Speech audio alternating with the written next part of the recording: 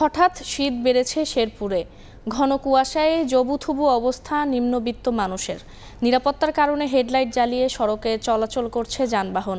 এতে ঠান্ডাজনিত রোগীর চাপও বেড়েছে। শীতের খবর জানাতে শেরপুর পৌর টার্মিনাল এলাকায় আছেন সহকর্মী শহীদুল ইসলাম হীরা। সরাসরি যাচ্ছি সেখানে।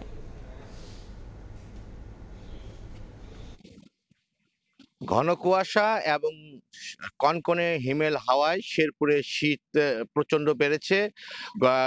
গতকাল দিনে সূর্যের দেখা মিললেও গতকাল রাত থেকে শেরপুরে ঠান্ডা বেড়েছে বা শীত বেড়েছে।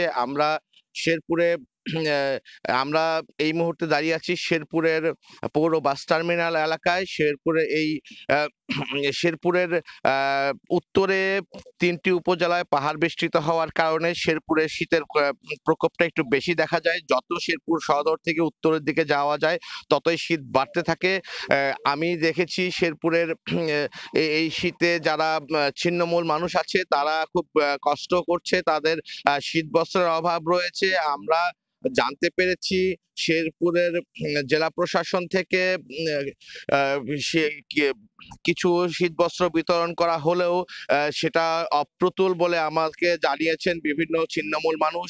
শেরপুরে এই শীতের কারণে সবচেয়ে বেশি কষ্ট করছেন নিম্ন আয়ের মানুষ এবং কৃষি শ্রমিক যারা রয়েছেন তারা খুব ভোরে বাড়ি থেকে বের হন তাদের কৃষি জমিতে কাজ করার জন্য। সেখানে পানিতে কাজ করতে হয় বলে তারা এই শীতে তারা খুব প্রচন্ড কষ্ট করছে।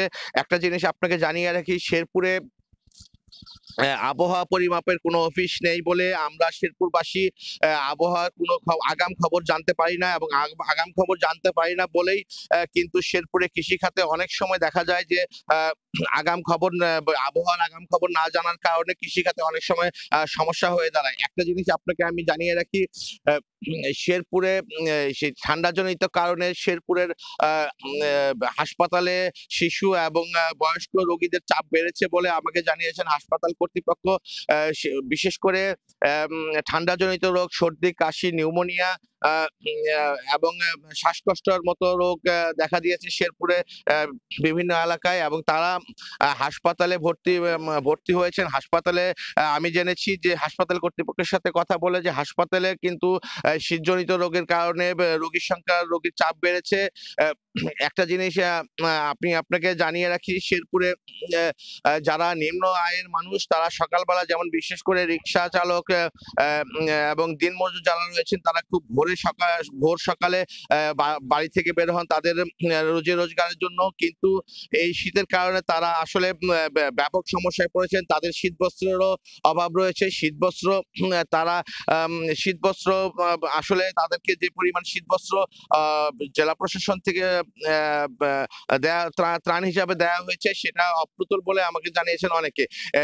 একটা জিনিস আমি আপনাকে জানিয়ে রাখি যে শেরপুরে যে বিভিন্ন সড়কে আমরা দেখেছি ভোর থেকে সকাল ৮টা-৯টা পর্যন্ত খুব ঘন কুয়াশার কারণে শেরপুরের রাজপথগুলোতে বিভিন্ন বড় বড় ছোট ছোট যে গাড়িগুলো আছে সেগুলো এখন পর্যন্ত তাদের হেডলাইট জ্বালিয়ে গাড়ি চালাচ্ছেন।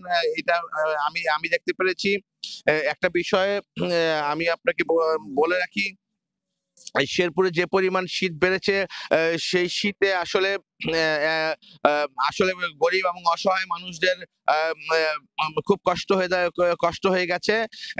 এখানে একটা জিনিস লক্ষ্য করা যাচ্ছে যে শীতের কারণে বিভিন্ন জায়গায় খড়কুটো জ্বালিয়ে তারা ছিন্নমূল মানুষ আসলে শীতকে নিবারণ করার চেষ্টা করছে।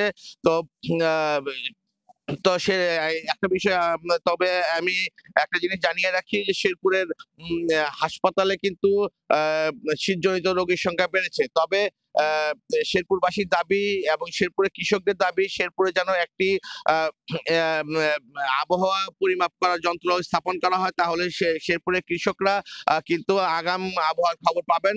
হয়তোবা এ কারণে সে কৃষকদের কৃষিকাজে সহজ হবে। তো শেরপুরে শীত নিয়ে ছিল এই ছিল আমার কাছে সর্বশেষ তথ্য। সরাসরি যুক্ত ছিলাম শেরপুর থেকে।